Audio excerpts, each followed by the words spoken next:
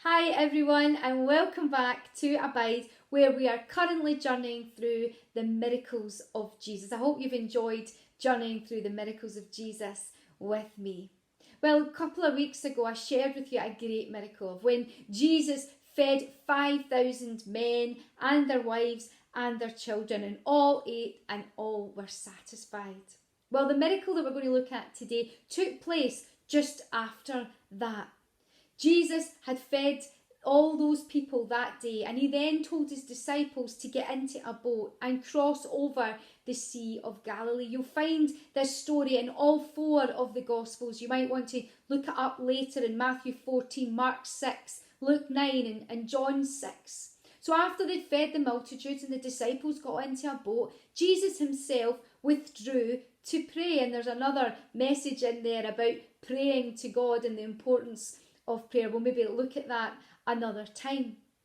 But then we find ourselves in the story and the disciples are in the boat, and all of a sudden they see something coming to them on the water.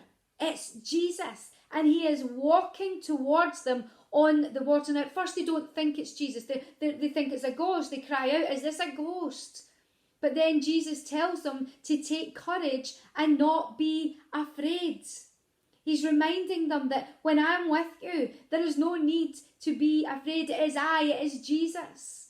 But Peter says to him, "Well, if it is you, Lord, tell me to come to you." And Jesus says to Peter, "Come."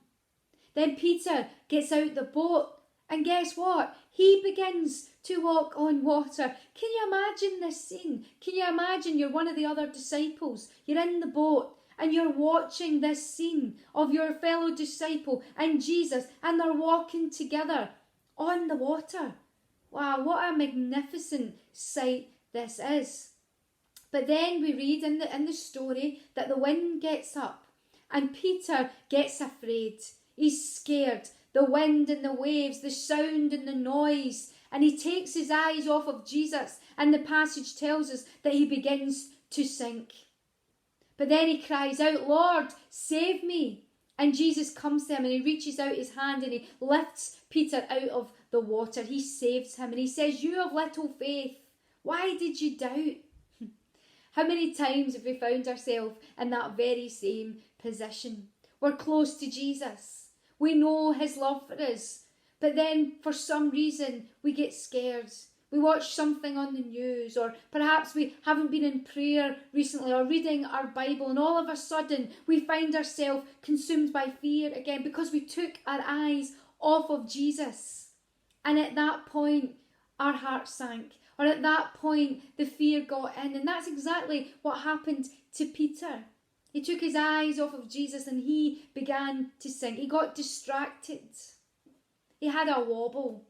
We all have wobbles. In fact, Peter had a few wobbles, but don't you just love the fact that Jesus was there for him? Jesus was there to save him.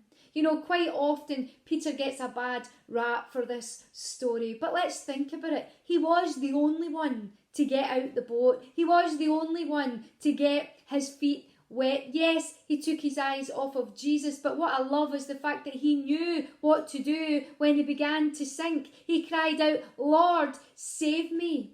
You know, he's only human. We're only human, and at times we have a wobble. At times we get distracted. At times we allow fear in.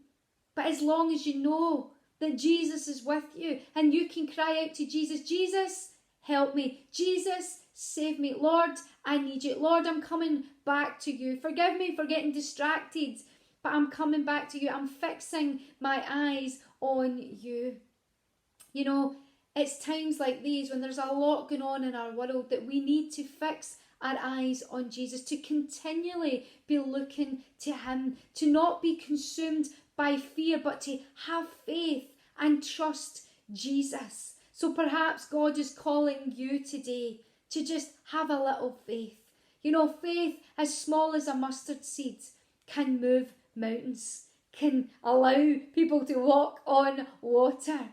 So today, take a step out of the boat. Stop clinging on to the boat. Let go of the boat and take hold of the hand of Jesus. Keep your eyes fixed on him. Do not fear. Have courage. Until next time, God bless.